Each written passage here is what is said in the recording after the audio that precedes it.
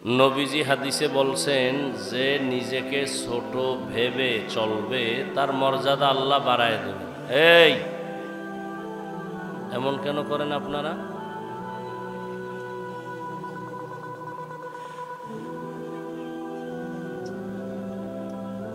ভালো হইতে বহু সময়ের প্রয়োজন, কপাল পুড়তে 1 সেকেন্ডেরও প্রয়োজন নেই।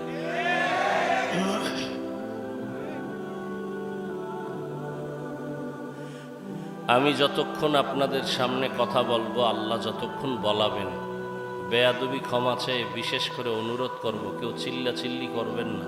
অনুরোধ, কিছু কথা বলবো বুঝবেন এবং মানার জন্য তৈরি থাকবেন, আল্লাহর কাছে তৌফিক চাইবেন। চিল্লাচিল্লির জায়গা এটা না। কথা বলার আদব আছে, চোখের চাহনির মধ্যে আদব আছে। মানুষের জীবনের সব থেকে বড় দামি সম্পদ আদব। কথা বুঝার চেষ্টা করেন, চিল্লাচিল্লি কেন করেন?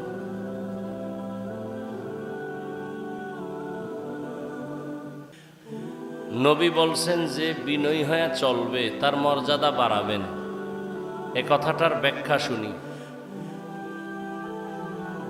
দুনিয়াতে আল্লাহ তো সৃষ্টিগতভাবেই মানুষকে শ্রেষ্ঠ মর্যাদা দিয়েই পাঠিয়েছেন। ওয়ালাকাদ কাররামনা বানি আদম ওয়া হামালনাহুম ফিল বাররি ওয়াল বাহরি ওয়া রাযাকনাহুম মিনাত তাইয়্যিবাত وفضلناهم على كثير ممن خلقنا تفضيلا।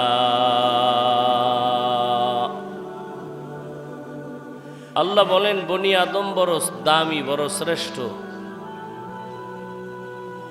বনি আদমের মতো শ্রেষ্ঠ আমি কাউকে বানাই নাই।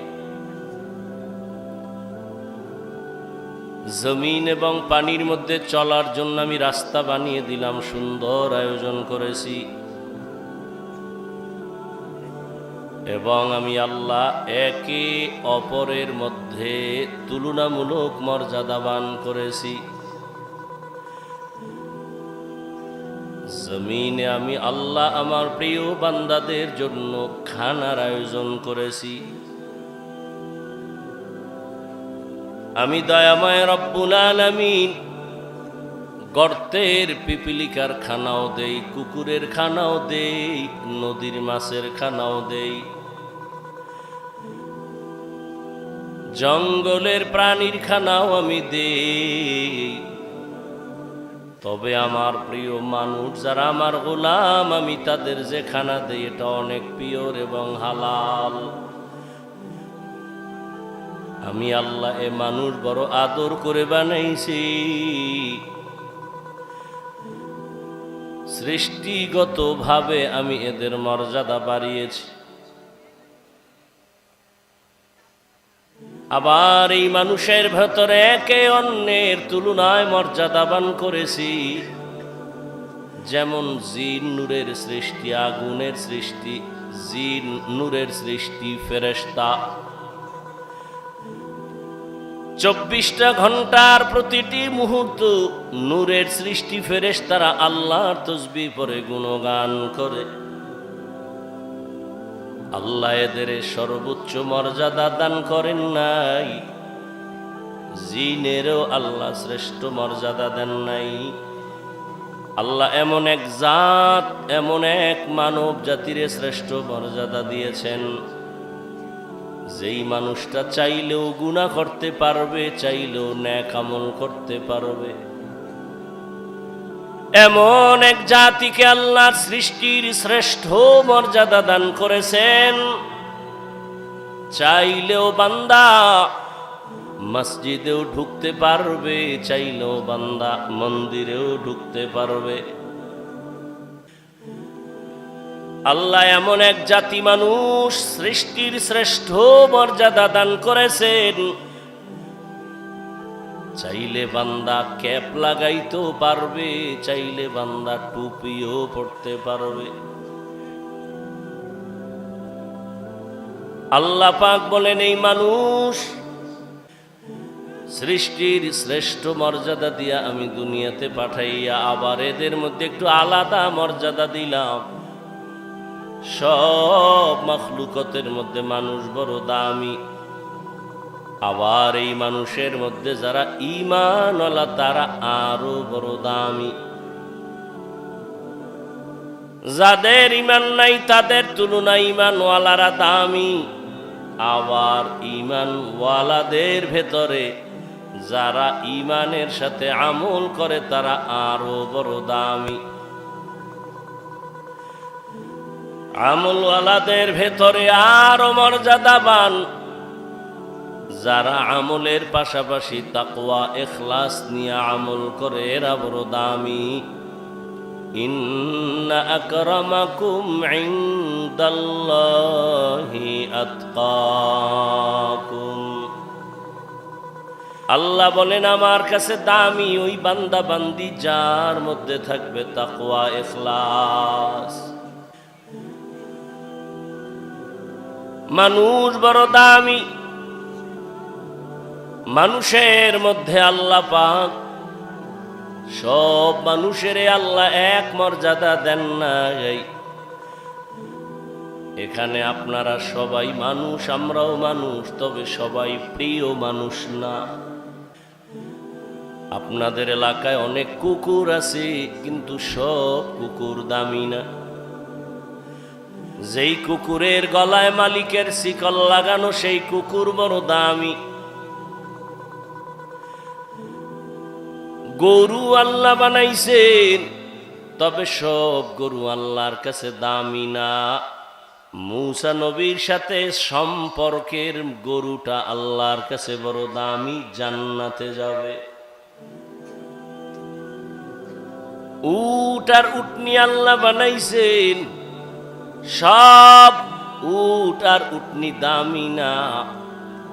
রহমতের নবীর সাথে যে উট সম্পর্ক রেখেছে, সফরে সফরে ওই উট জান্নাতে যাবে। সালেহ আলাইহিস সালামের সাথে যেই উটনি পাহাড়ের ভেতর থেকে বের হয়েছে, ওই উটনি আল্লাহর জান্নাতে যাবে। জমিনে অনেক মসজিদ আছে, সব আমার আল্লাহর ঘর, তবে বাইতুল্লাহ মক্কা নগরীর ঘরটা বড় দামি। পিপিলিকা আপনাদের আশেপাশে অভাব নাই, তবে ওই পিপিলিকাটা দামি। সুলাইমান নবীর সাথে সম্পর্ক করেছে, আল্লাহর জান্নাতে যাবে। দেখছেন নি কারবার? আপনারা না বলেন সৎসঙ্গে স্বর্গবাস। একটা কুকুর জান্নাতে যাবে কি? ওর জান্নাতে গেলেও কি না গেলেও কি? একটা পিপিলিকা জান্নাতে যাবে, তো জান্নাতে গেলে কি না গেলে কি? এগুলো কেন? আল্লাহ মানুষকে বুঝাচ্ছেন, একটা পিপিলিকা যদি সৎসঙ্গের কারণে জান্নাত পেতে পারে, তুমি মানুষ কেন পাইবা না? আতরের দোকানে গেলে তুমি আতরের ঘ্রাণ পাইবা, বাথরুমের কিনারায় গেলে তুমি বাথরুমের গন্ধ নাকে পাইবা। আল্লাহর প্রিয় বান্দাদের বন্ধু হয়ে যখন চলবা, তোমার জান্নাতের পথ ওপেন হতে থাকবে। আল্লাহ বলেন এই মানুষ আমি দামি বানায় দিলাম। সব মানুষ দামি না। আপনাদের পাটকেল ঘাটা বাজারে কুকুর ঘুরে, সারাদিন বাজারে ঘুরে, কোনো দাম নাই, তবে যেই কুকুর মালিকের শিকল গলায় লাগাই সেই কুকুরের দাম বেড়ে গেছে। খোলা আকাশে পাখি উড়ে, কোনো দাম নাই, কিন্তু যে পাখিটা মালিকের খাঁচায় আটকানো সেই পাখিটার দাম আছে। সুন্দরবনে অনেক প্রাণী আছে, হরিণ আছে, বাঘ আছে, অতটা মূল্যায়ন নাই। ঢাকার চিড়িয়াখানায় যে বাঘ আটকানো, হরিণ আটকানো, ওটার দাম আছে, মূল্যায়ন আছে, দেখতে গেলে টাকা দিতে হয়।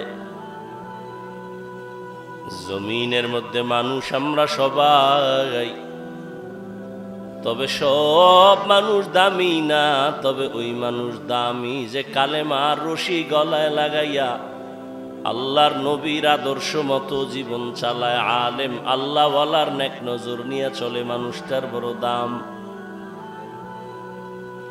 কত দাম? বলে মানুষ এখানে বসে বসে আল্লাহ তারে একটা স্পেশাল পাওয়ার দান করবেন, ওই পাওয়ারের দ্বারা সারা দুনিয়া সে দেখবে, সাধারণ মানুষ দেখবে না। কোরআনের ভাষায় ওই পাওয়ারের নাম হলো ফুরকান, হাদিসের ভাষায় ওই পাওয়ারের নাম হলো ফেরাসাত। আমি কোন কথা বুঝাইতে চাইতেছি? নবী বলছেন মানুষ বিনয়ী হইয়া চললে দাম বাড়বে, মর্যাদা বাড়বে। আরে মানুষ তো মর্যাদাবান হইয়াই দুনিয়াতে আসছে, তো কিসের মর্যাদা বাড়বে? কাহা দুনিয়াতে সবাই তো মর্যাদাবান হয়ে আসছে, মুসলমানের ঘরেই জন্ম নিছে তো কত দাম, কিন্তু মুসলমানের ঘরে জন্ম নিয়া মুসলমান কায়দায় চলে না, তার দাম বাড়লো না কমলো? قال النبي صلى الله عليه وآله وسلم ما من مولود إلا يولد على الفطرة فأبواه يهودانه أو ينصرانه أو يمجسانه إلى آخر الحديث أو كما قال النبي عليه الصلاة والسلام. কিছুক্ষণ বসবেন? হ্যাঁ, বলি কেন জানেন? প্যান্ডেলটা বড় দাম, এখানে কপালওয়ালা ছাড়া বসতে পারে না, আসতেও পারে না। অনেকে বাড়ির থেকে ওয়াজের নাম দিয়ে আসছে, কপাল খারাপ, বেহেশতের প্যান্ডেলে ঢুকতে পারে নাই। আবার একদল প্যান্ডেলে ঢুকছে, তার কপালটাও ভালো না, মোবাইল সামনে রেখে কলবের দরজা বন্ধ করে দিয়েছে। আমি কথাগুলো বলবো, আপনি ভাববেন, চিন্তা করবেন, হেদায়েতের মালিক আল্লাহ, হাফিজুর রহমান কেন? কপাল যদি পুড়ে যায়, মক্কা মদিনার ইমাম কেন? স্বয়ং রসুলের বয়ানেও কপাল খুলে না। যেই নবীকে এক নজর দেখলে পেটের ক্ষুধা থাকে না, যে রসুলের চেহারার দিকে মায়ার নজরে তাকায় তো জাহান্নামের আগুন হারাম হয়ে যায়, যে রসুল রাস্তা দিয়া চলতেছেন দুপার্শ্বের গাছ নত হয়ে সালাম দেয়, সেই রসুল যেখানে কদম দেন সেখান থেকে দীর্ঘ বছর মেশকের ঘ্রাণ পাওয়া যায়, সেই রসুলের ঘাম থেকে মেশকের ঘ্রাণ একদিন আর একবার না, 13 বছর ওই নবীকে দেখলো, বয়ান শুনলো, কালেমা পড়লো না। চিন্তা করেন, কুকুর শুকরকে আল্লাহ চিন্তা করার মেধা দেন নাই, মানুষকে দিছেন। একটু চিন্তা করেন, হেলায় খেলায় তো দিন রাত কাটায়া জীবনের অর্ধেক পার করলেন, 3 ভাগের 2 ভাগ পার করলেন, আর কত? বহু তামাশাই তো দেখলেন এই বয়সে, কিন্তু টিকলো কে? কই ফেরাউন, কই গাদ্দাফি, কই সাদ্দাম, কই বুশ, কই নমরুদ, কই কারুন, কই হামান, কই কোটিপতি টাকাওয়ালা? জীবনে অনেক তুফান দেখেছেন, জোয়ার ভাটা দেখেছেন, আপনি কেন সেই পথের পথিক হলেন? কি পাওয়ার আশায়? কার পেছনে ঘুরে আজ আপনি গুনাহের সাগরে হাবুডুবু খাচ্ছেন? কয়দিন আর আপনার হায়াতের বাকি আছে বলেন? আপনি সুস্থ, আপনি মরবেন না। অসুস্থ মানুষ ডাক্তার বলে মরে যাবে, অসুস্থ লোকটাই বেঁচে থাকলো, সুস্থ মানুষটা মরে গেল। যুবক, তোমার এই 25-30 বছর হায়াতে কি অর্জন করেছো? মা বাবার বরদোয়া? মাস্তানি ভাব নিয়ে তো বসে আছো, একটু বলো তো, আমার কথার জবাব দাও বা ভাবো তো, তোমার এই জীবনে তুমি অর্জন কি করেছো? শিক্ষকের বরদোয়া? তুমি এই জীবনে অর্জন কি করেছো? মোবাইল দেখে দেখে কবিরা গুনাহ, চেহারা নষ্ট, কিডনি নষ্ট, হার্ট নষ্ট, ব্রেন নষ্ট, চরিত্র নষ্ট, লেখাপড়া নষ্ট। তোমার মধ্যে আছে বলতে কিচ্ছু নাই, একটা রুহু আছে, এটা চলে গেলে তুমিও নাই। কিন্তু ভাব তো দেখাইতেছো মাস্তান ভাব, মনে করছো তুমি সেরা। তুমি কিছুদিন পরে বিছানায় পরে পঙ্গু হয়ে বেঁচে থাকতে হবে, তোমার একটু কি চিন্তা আছে? তুমি আর যদি বেঁচে থাকো আরো 10 বছর, 20 বছর, 30 বছর, পঙ্গু হয়ে বাঁচতে হবে। কারণ মোবাইল তোমার চরিত্র কেড়ে নিয়েছে, কিডনি কেড়ে নিয়েছে, হার্ট কেড়ে নিয়েছে। এই মোবাইল তোমার চোখের পাওয়ার নিয়েছে, কানের পাওয়ার নিয়েছে, চরিত্র নিয়েছে, লেখাপড়া নিয়েছে। তোমার জগতে কোথাও শান্তি নাই, সম্মান নাই। তুমি বেঁচে থাকবা, হাত থাকবে, পাওয়ার থাকবে না, চোখ থাকবে, পাওয়ার থাকবে না, কথা বলার শক্তি থাকবে না। এমন একটা মুহূর্ত আসতেছে, চিৎকার দিয়া কান্না করবি, চোখের পানি মোছার আপন কাউকে পাবি না। শুধু এই একটা মোবাইলকে কেন্দ্র করে মায়ের সাথে কি পরিমাণ বেয়াদবি করেছ। এই যুবক, এই একটা মোবাইলকে কেন্দ্র করে বাবার সাথে কি গাদ্দারি করেছ। এই একটা মোবাইলকে কেন্দ্র করে মা বাবার কত টাকা চুরি করেছ। এই একটা মোবাইলকে কেন্দ্র করে শিক্ষকের সাথে কত বেয়াদবি করেছ।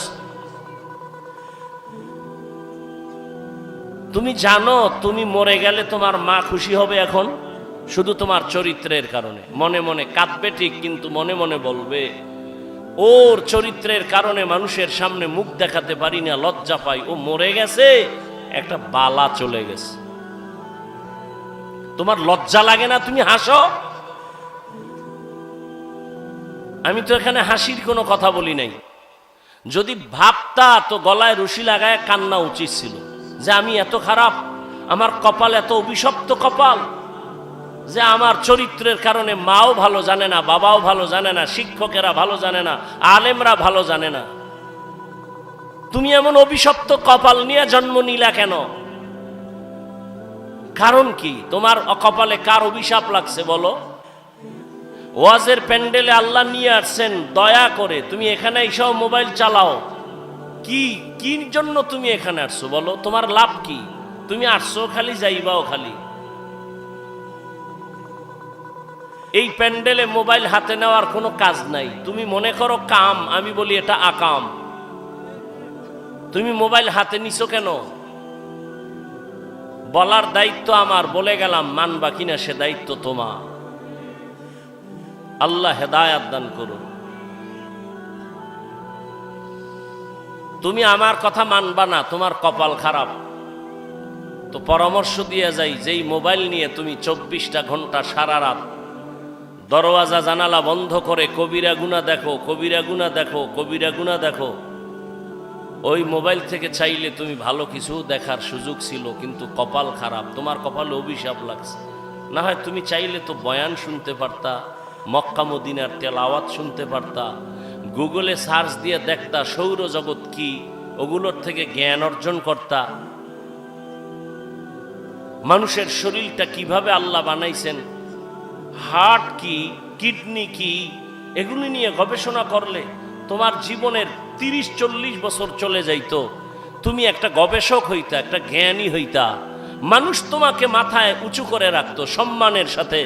মরে গেলে কবি নজরুলের ইতিহাসের পাতার মতো তোমার পাতা তৈরি হতো, কিন্তু তুমি মরে গেলে সবাই আলহামদুলিল্লাহ বলবে।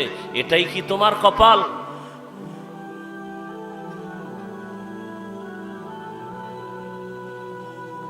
আল্লাহ হেদায়াত দান করুন। মোহাব্বতের আলোকে জাহান্নাম থেকে বাঁচাবার জন্য বলেছি, তুমি কি ভাবতেছো আল্লাহ ভালো জানেন।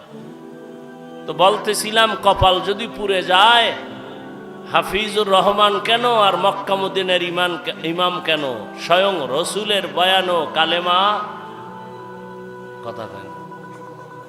খুব ভাবে আছেন না? যেখানে কথা লাগে সেখানে আর কথা বলে না, আর যেখানে লাগে না সেখানে হুদা চিল্লা চিল্লি করে। 13টা বছর নবীকে দেখলো, কালেমা পড়লো। জানেন এত বড় নিকৃষ্ট বেঈমান কে? আবু জাহাল। এবার দেখেন তো আল্লাহর কুদরতটা কেমন। 13 বছর নবীরে দেখলো, কাছে বসে বয়ান শুনলো, কালেমা পড়লো না। অন্যদিকে 27 বছরের যুবক তরবারি নিয়ে দৌড়ায় নবীকে জবাই করবে। কয় বছরের যুবক? রহমতের নবীকে একটা নজর দেখা মাত্র তরবারি ফালায় দিয়া কয়, ইয়া রাসূলুল্লাহ, এত সুন্দর আপনার চেহারা, আপনি মানুষের দুশ্মন হতে পারেন না। দূরে বসে না দেখে অনেক ধারণা করেছিলাম আপনি খারাপ, আমাকে দয়া করে মাফ করে দেন। আর তরবারি নিয়ে আসছিলাম আপনাকে জবাই করার জন্য, ওই তরবারি আপনি হাতে নিয়ে আমার কল্লা কেটে দেন, তবে আগে কালেমা পড়ায় দেন। 13 বছর নবীরে দেখিয়াও কালেমা পড়ে না। আর 27 বছরের যুবক তরবারি নিয়ে নবীকে জবাই করতে গিয়া কালেমাওয়ালা মুসলমান হয়ে গেল। এই ভাগ্যবান ব্যক্তিটার নাম জানেননি? এর নাম কফাল। বাড়ি থেকে বয়ানে আসছে, ওয়াজ মাহফিলে যাই বলে আসছে, কিন্তু কপাল খারাপ, বেহেশতের প্যান্ডেলে ঢুকতে পারে নাই। দোকানে বসে কবিরা গুনাহ করে আড্ডা দেয়, কত বদনসিব তার।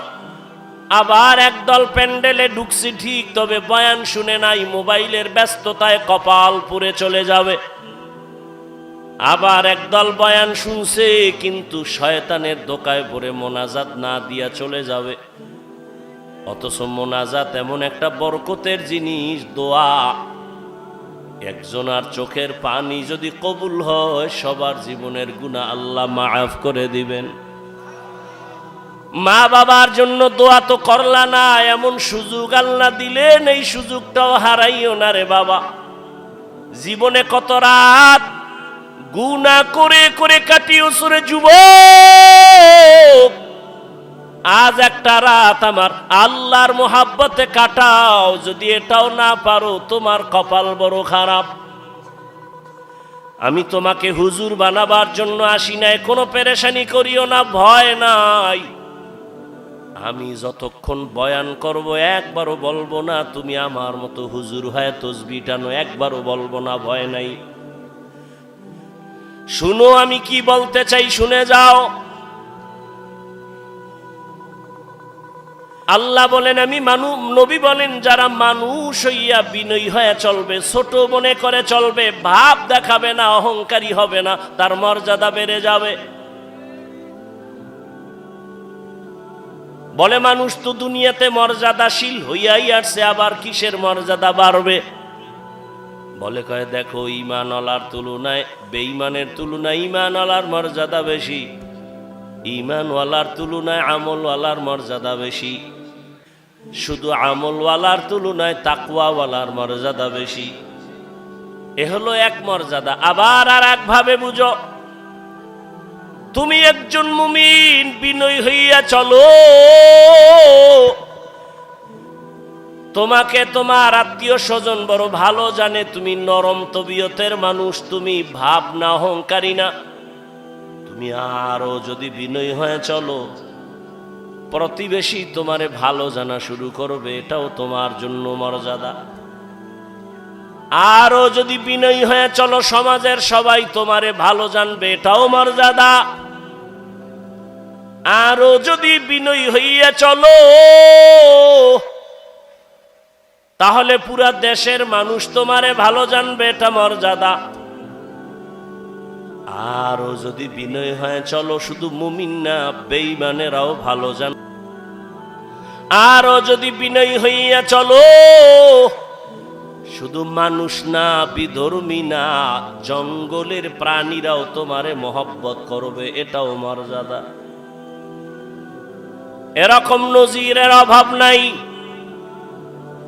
যেই যুবকের কথাই বললাম, শুনো তার ইতিহাস। অর্ধজাহানের খলিফা, এখন ওমর দেশ পরিচালনা করে, রাজনীতিবিদ, নেতা, রাষ্ট্র পরিচালনা করে, বাংলাদেশের মতো না, অর্ধজাহান। কেমন পাওয়ারওয়ালা যুবক! যেই পথে ওমর চলে ওই পথে শয়তান চলে না।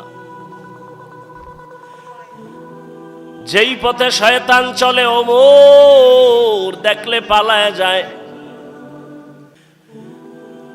এত বড় পাওয়ারওয়ালা, গোটা দুনিয়া কাঁপতেছে ওমরের নাম শুনে। রোম সম্রাট বলে ওমরের এত পাওয়ার কেন? দেখো তার দল বলে লোক কেমন, তার ডানে বামে বডিগার্ড কেমন, সিকিউরিটি গার্ড কেমন। গোয়েন্দা বিভাগের লোকেরা ফলাফল বের করে বলল ওমর একা চলে, কোনো গার্ড নাই। একা চলে, এত পাওয়ার, এরে মেরে ফেলো। লোভী রেডি হয়ে গেছে রে মারার জন্য। কয়েরে মারতে কি আর সময় লাগবে নি, তরবারি দাও। তরবারি নিয়ে ঘুরে ওমরের একা কই পাই, একা। আহ, এক ইহুদি আর নবীজি এক জায়গায়, আর কেউ নাই। ইহুদির হাতে তরবারি। ইহুদিকে, এই আব্দুল্লাহর ছেলে, তরবারি দেখছু নি? কাহা এখন যদি কল্লার উপরে মারি তোমারে কে ফিরাবে? নবীজি কা আমার আল্লাহ ফিরাবে। এ কথা বলা মাত্র ইহুদির হাত থেকে তরবারি মাটিতে পড়ে গেছে। নবীজি তরবারি দেখায়, ইহুদির বাচ্চা তরবারি কই? কয় মুহাম্মদের হাতে। তোরে কল্লার উপরে মারলে কে ফিরাবে? কে ফিরাবে? বল আল্লাহ ফিরাবে। আল্লাহ ফিরাবে যদি বলি তো কালেমাই ভরে নেই। দাও কালেমা পড়ায়। ওমর একা পাইলেই মেরে ফেলব। আল্লাহ যদি আজরাইল না পাঠায় মারবে কোন বেঈমান? তরবারি নিয়ে খুঁজে ওমর কই। খুঁজতে খুঁজতে খবর পেয়ে গেছে ওমর আল্লাহর বান্দা একটা খোলা মাঠের ভেতরে হাতের বালিশ বানাইয়া তিনি ঘুমায় একা। লোভী পুরস্কার পানেওয়ালা তরবারি নিয়ে মাঠের কিনারায় খোঁজ নিয়ে দাঁড়ায় গেছে, দেখে ওই পাহাড়ের পাশে ওমর হাতের বালিশ বানাইয়া ডান কাতে ঘুমায় একা। এই সুযোগ হাতছাড়া করা যায় না। ওমর ঘুমাইতেছে আর ওই দুশ্মন তরবারি নিয়ে কদম কদম আগায়, আবার ভয় পায়। কিছু দূর যাইয়া দাঁড়াইয়া ভাবতেছি আর কত আগাবো। নজর করে তাকাইয়া দেখে ওমর একা ঘুমায় না, জঙ্গলের একটা বাঘ ওমরের পাহারা দিতেছি।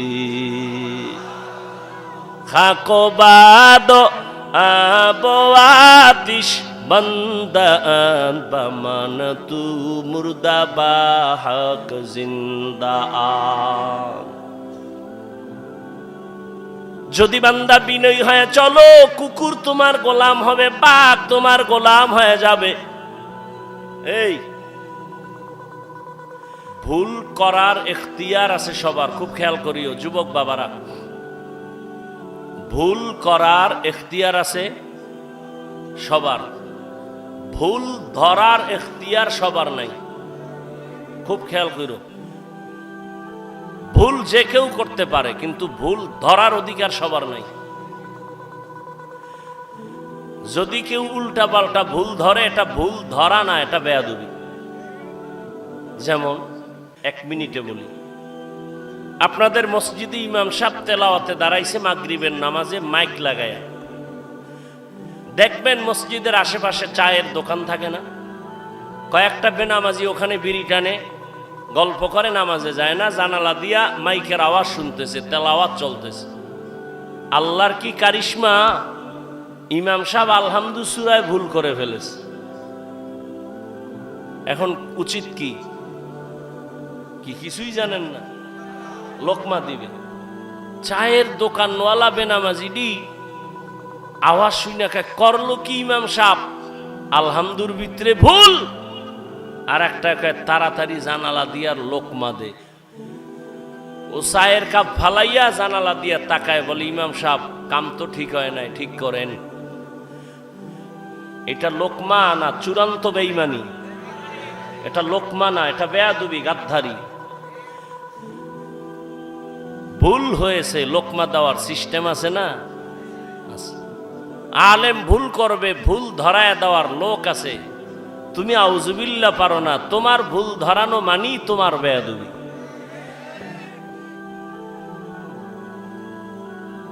আল্লাহ হেদায়াত দান করুন।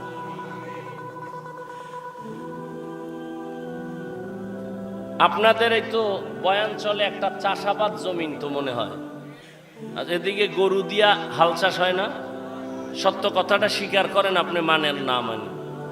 কৃষি যারা হাল চাষ করে, চাষি, সে কি বড় শিক্ষিত না সাধারণ? সাধারণ। সে গরুকে যখন ডানে বলে ডানে যায়, বলেন বলেন, বামে বললে বামে যায়। গরুরে যদি কয় দাঁড়া, দাঁড়ায়নি, দাঁড়ায়। খুব খেয়াল করেন। হাঁস হাঁস আছে মাঠে, সন্ধ্যাবেলা মালিক যখন তার ভাষায় একটা আওয়াজ দিছে আয়, শত হাঁস দৌড়।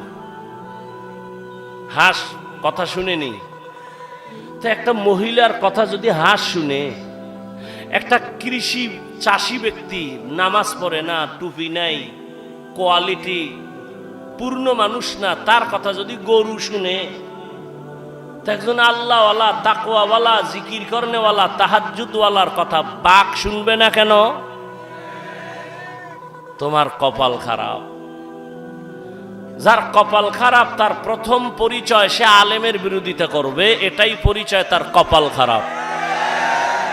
আমি তো সারা বাংলাদেশে বলি, যারা আলেমের বিরোধিতা করে, যে কোনো উপায় হোক, ইশারায় হোক, ইঙ্গিতে হোক, প্রত্যেকটা সন্তান মা বাবার অভিশপ্ত সন্তান।